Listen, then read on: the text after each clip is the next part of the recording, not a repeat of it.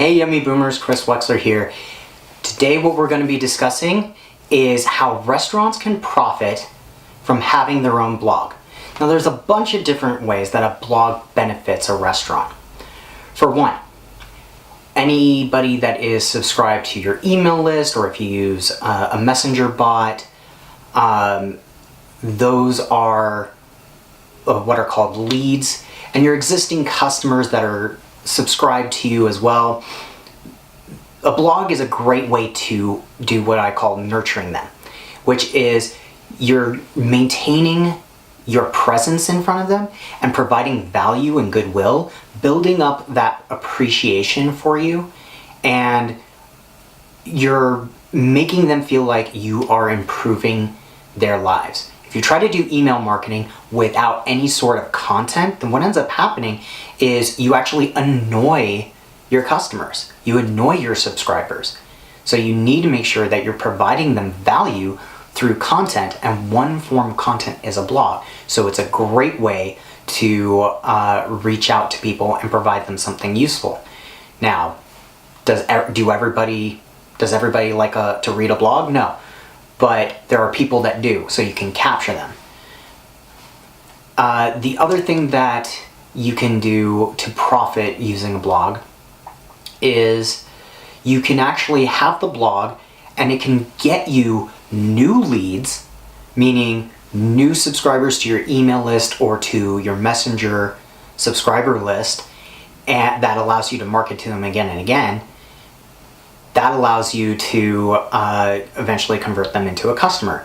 And one of the ways you can do this is by actually showing them, not just by us saying, hey, if you want more content like this, like sign up for our newsletter. That hardly ever works. When email and blogs first came out, yeah, it worked a lot because hardly anybody was doing it. But now it's so common that it just doesn't work anymore. People don't want more email. So you have to give them a reason to give you permission to send them more stuff, and that's going to be with some kind of relevant offer to whatever the blog is talking about. For example, let's say that you're writing a blog and it's got a whole bunch of recipes, and one of the recipes is for one of your dishes that you serve in your restaurant. Well, you can offer something like some sort of coupon for that specific dish. And that could be like, hey, like you can try this for $1, or it's 20% off. 20% off isn't going to work quite as well because it's just not that big of a discount. And unless the offer is super compelling, people generally don't tend to take it. So just keep that in mind when you're making your offers. Other things you can do that make a blog very profitable for your restaurant. You can educate your customers to buy more. How can you do that? Well, anybody who is at least somewhat familiar with wine has heard that different wines pair well with different types of food. So like a red wine, like a really dry wine, especially like a really dry red, tends to pair really well with very fatty foods. It's why it goes well with cheese. So what you can do is, if you serve alcohol, learn about how different alcohol pairs with the food that you offer and educate them about that. If you don't serve alcohol, you can think, well, how do different foods pair well? What other foods do I offer that would enhance the flavor of the main dish? Or can this main dish enhance the flavor of something else that I serve? And then educate people on that. And if they learn, hey, like these two things go really well together, not just because you say so, but because you explain what happens, you explain the science behind it and everything like that. If you don't know that, then you're just gonna have to research it and learn about it. And if you can do that, then what ends up happening is people end up going, oh, there's a reason to buy these things together. It's kind of like you get, I don't know, a stereo that, like a portable stereo, it makes sense to buy the portable stereo and some batteries, because you know those kind of go well together. In fact, you can't use the portable stereo without it. Like whatever the case is, like just try to get people to like use it to educate people on the different pairings that they can do with what you offer, so that they end up going, hey, like I need to buy more because that's going to improve my experience. So not only does it get them to buy more, but because their experience is improved, they're going to be like, hey, like I need to come here more often. Or at the very least, they're going to say, hey, I need to order it like this way, like almost all the time. It's just going to improve your profitability. You can also use them to promote specific menu items. So this is especially good if you are introducing a new menu item. Then you can introduce that. You can use it to introduce like a weekly special. And so you can do that. If you're doing like a special item that is only for a limited amount of time, you can do it for that. And you'll want to do it at the very beginning of when you have that special item. So just promoting different menu items, it can make people aware, and when they are educated about that specific item and why it's so good, like how it can benefit them, they're more likely to buy it. So you can actually use it to lead people more towards your more profitable items, the ones that you have the highest margin on. The other great thing is, like, it's kind of, you can use the blog to indicate to Facebook and to a certain extent Google what people are interested in, and then use that information to target those specific people with ads that are relevant to what they read. So if, for instance, they read something that was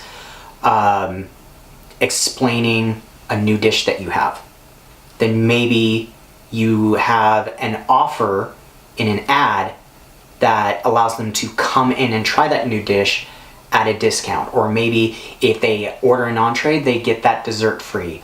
Whatever you're doing, like whatever offer you're offering, you can create a relevant offer to them, specific to them. And since they've already said by reading that blog article, I'm interested in this, when they receive an offer for it, it's something that they're like, hey, like I just looked at this and I was thinking about that. So you're actually going to have an easier time getting them to take you up on your offer, which gets them into your restaurant and gets them buying your food. You can also, like, the other benefit is that your blog can improve the optimization for search engines of your entire website. And the reason why that happens is because Google likes websites that are constantly updating. So the more often you update your website, the more Google is like, hey, like this website is really good, it's constantly providing content, that's awesome, let's improve their rankings in our search engine.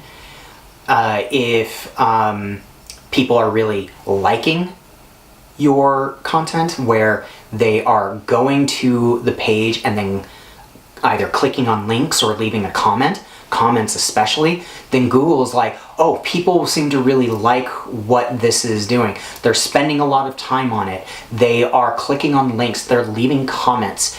That means that this is really good content that people like to see. Let's raise it up in our search engine so more people can see this blog post. And so if they can see the blog post, then they get access to your website, so they can learn more about what you have to offer. The other thing that it does is just by simply constantly updating it and having very high engagement on your pages, well, even your homepage is going to go up in rank. So it really works out for you to just be found in search. So that's one of the reasons why it's a really good idea to have a blog on your website. Now, the final thing that I'm going to mention is something that I don't really recommend, but it is something that you can do to make a little extra money, and that is sell ad space. So this is something that publishers do, but they're usually like producing like 5 blog articles a day at least, 4 or 5 blog articles a day at least, and then they sell ad space on those articles. If you don't want to go through the process of selling ad space, there's always Google AdSense. It's Google's display ads. It's basically they're going to put banners on your pages. So all your blog pages, they're going to put banners. And every time somebody clicks on one of those banners, you get a little bit of money. It's not a lot, but it's a little extra money. So if you wanted to make a little extra money doing that, you totally could. So those are the ways that you can be profitable with your own blog. I definitely recommend starting one, even if it's just once a week, even if it's just once a month. If you're just starting out and all you can do is once a month, that's better than nothing. That's going to be it. Let me know what you felt was the most useful piece of information in this video in the comments below.